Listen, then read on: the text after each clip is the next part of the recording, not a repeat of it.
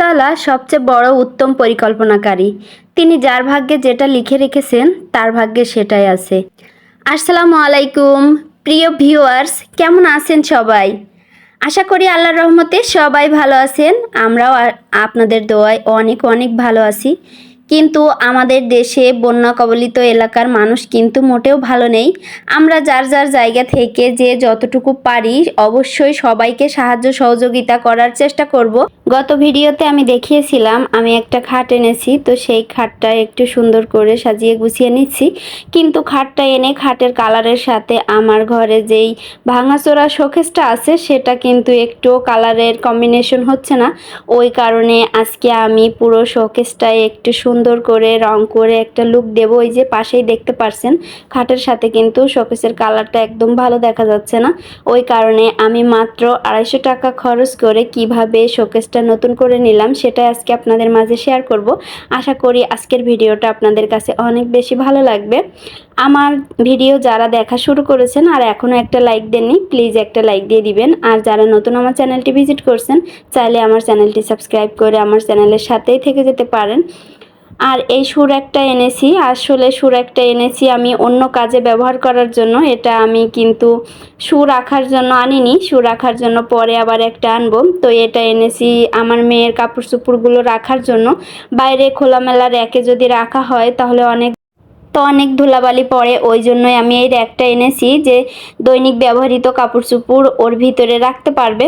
আর এই যে শোকেসের ভিতরে যা জিনিস আছে সবগুলো আমি নামিয়ে নিচ্ছি, নিয়ে একে সুন্দর করে ঘষা মাজা করে একটা নতুন লুক দিব এই জন্যই। আর আমি একটা কথা বলে রাখি, আমার কিন্তু এমন আহামরি কোনো জিনিস নেই যে আমি আপনাদেরকে দেখাবো। আমি যতটুকু নিয়ে যেভাবে সংসার করি সেটাই আর কি দেখাচ্ছি। হয়তো অনেকেই ভাববেন কি এমন আছে তাই এগুলো আবার দেখাতে হয়, সেটা কথা না। আমি এই পুরাতন শোকেসটা কিভাবে একদম নতুন করে ফেলি সেটাই আপনাদের মাঝে শেয়ার করব। দেখুন আমার শোকেসটা ভিতরে কিন্তু পোকা লেগে ছিদ্র ছিদ্র হয়ে গেছে বা অনেক জায়গায় কালার নষ্ট হয়ে গেছে। তো এই শোকেসটা কিন্তু আমি একদম সুন্দর একটা লুক দিব, এই জন্য সিরিজ কাগজ দিয়ে সুন্দর করে আমি আগের পুরাতন কালারটা তুলে ফেলার চেষ্টা করছি। সুন্দর করে আমি ঘষে একদম পুরো কালার তোলার চেষ্টা করব।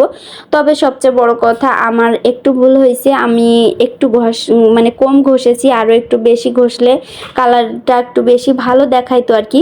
তো আমি প্রথম করছি তো কাজটা এই কারণে ভুল হয়েছে, নেক্সট টাইমে আমি আর কখনো এরকম ভুল করব না। আর কালার করার শেষে কিন্তু এত সুন্দর একটা কালার এসেছে, আপনাদেরকে অবশ্যই আমি দেখাবো। না দেখলে আপনারা মিস করবেন আর কি। তো আমার সাথে আমি কিন্তু একা নেই, আমার সাথে এখানে আমার দুইটা ভাইপো আছে, তারা আমাকে হেল্প করছিল, মানে আমার ভাসুরের ছেলেরা আর কি। তো ওরা আমাকে হেল্প করছিল, আমি ওদেরকে নিয়েই কাজটা করছিলাম। তো আমিও রং করছি, ওরাও রং করেছে, তো খুব সুন্দর করে রং করেছি। আর এই যে দেখলেই বুঝতে পারছেন যে আর একটু বেশি সিরিজ কাগজ দিয়ে যদি আমি ঘষে নিতাম তাহলে আমার কালারটা আরও বেশি ফুটতো আর কি। তো এই একটা ভুল করেছি। আপনারা যদি কখনো মানে এরকম কালার করতে চান তাহলে একটু ভালো করে ঘষে নেওয়ার চেষ্টা করবেন। তো আমি মাত্র 250 টাকা দিয়ে একটা রঙের ডিব্বা এনেছি, আর এই যে 50 টাকা দিয়ে একটা ব্রাশ এনেছি। তো ব্রাশটা তো আমার ঘরে থেকেই যাবে, আর এখনও যে রং আছে আমি কিন্তু আরেকটা ফার্নিচার রং করতে পারবো।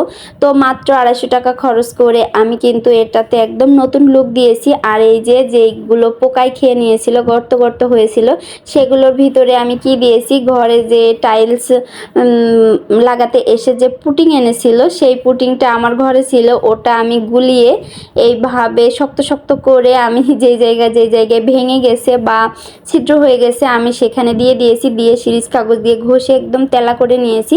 তারপরে এই যে রং করে নিচ্ছি।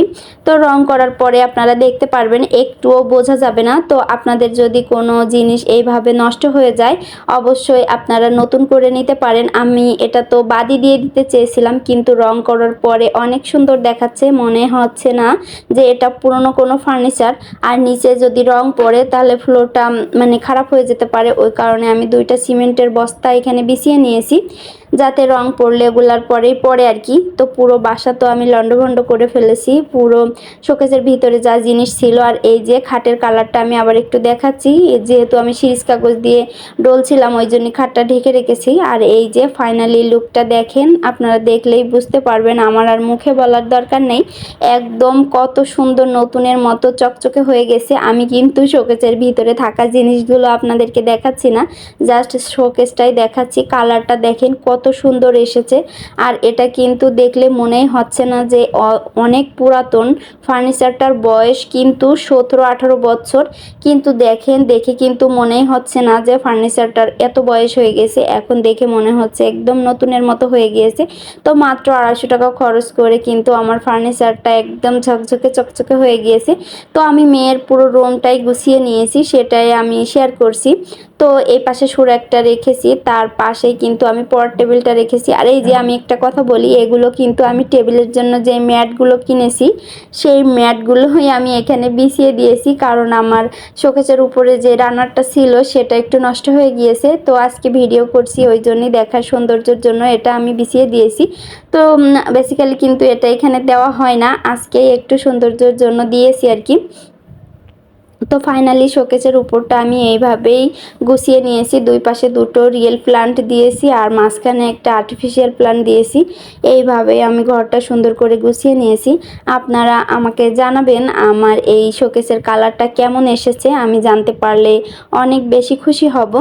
তারপরে আমি এখন পুরো ঘরটাই আপনাদেরকে একটু দেখিয়ে দিচ্ছি। মেয়ে থাকে এই ঘরে, মেয়ের ঘরটা আমি কিভাবে গুছিয়ে নিয়েছি। তো মেয়ের টেবিলটা একটু মানে নষ্ট হয়ে গেছে, ওই কারণে ছোটোবেলায় যে টেবিলটা কিনেছিলাম সেটাই এখন অর্গানাইজ করে দিয়েছি। মেয়ের জন্য একটা টেবিল কিনবো, তো যখন কিনবো তখন তো অবশ্যই দেখাবো। এই যে এই পাশে কাপড় চোপড় রাখার জন্য এই আলনাটা রেখেছি, তারপরে পাশেই কিন্তু বেড আছে। তো এই যে মেয়ের বেডটা আমি সুন্দর করে গুছিয়ে দিয়েছি।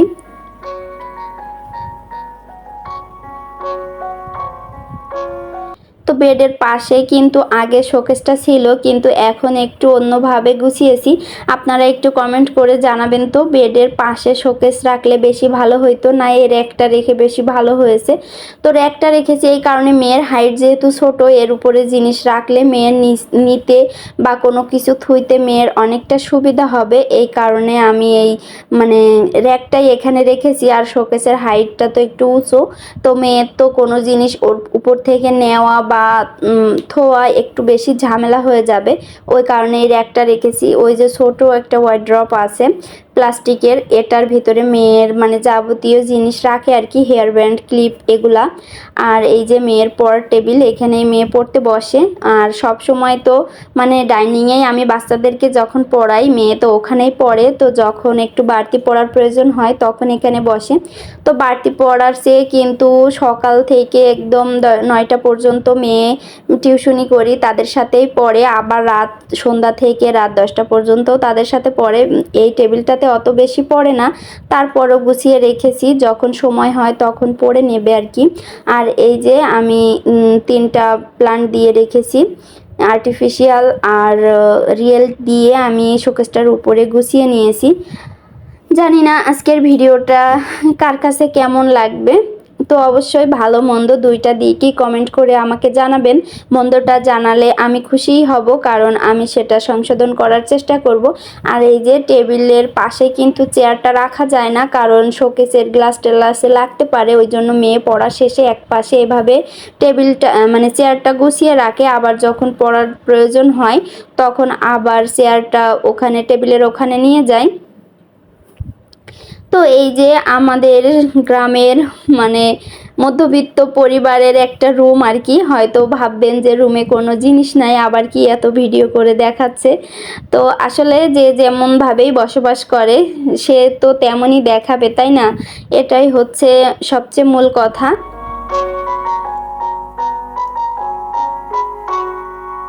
তো ওই যে উপরে যে এসির জন্য যেই কারেন্টের তারটা নেওয়া হয়েছে ওটা আমার কাছে একটু ভালো লাগছে না, তো ওই তারটাই আমি একটু আর্টিফিশিয়াল লতা দিয়ে দেব ভাবছি।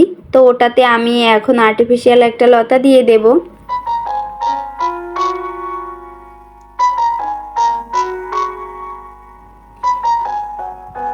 তো তো এই যে এই তারটা দেখতে কিন্তু মোটেও ভালো দেখা যাচ্ছে না, একটু অন্যরকম লাগছে। তো আগে যখন এই রুমটা মানে তৈরি করা হয়েছিল, এসির কোনো লাইন করা হয়নি, একটা রুমেই এসির জন্য লাইন করা হয়েছে। পরবর্তীতে এই রুমটাতেও যখন এসি লাগিয়েছি, তো আর পাইপের ভিতর দিয়ে তারটা দেওয়া সম্ভব হয়নি। আর সেদিন রাত ছিল, অনেক রাত, রাত 11টার সময় এসিটা লাগানো হয়েছে, তখন পাইপ টাইপেরও ব্যবস্থা ছিল না, ওই জন্য এইভাবে রাখা হয়েছে। তো একটা কাজ হয়ে গেলে তো পরে আর সেই কাজ সংশোধন করতে একটু সময় লাগে, আমরা বাঙালিরা তো এরকমই। তো এই যে এই কারণে এখানে আমি একটু আর্টিফিশিয়াল লতা দিয়ে দিচ্ছি দেখার সৌন্দর্যের জন্য। তো আমি ভিডিওর শেষ প্রান্তে চলে এসেছি। এতক্ষণ যারা কষ্ট করে ধৈর্য ধরে আমার ভিডিওটি দেখেছেন সবাইকে অসংখ্য ধন্যবাদ। সকলের সুস্বাস্থ্য কামনা করছি, সকলে ভালো থাকবেন, সুস্থ থাকবেন। আল্লাহ হাফেজ, আসসালামু আলাইকুম।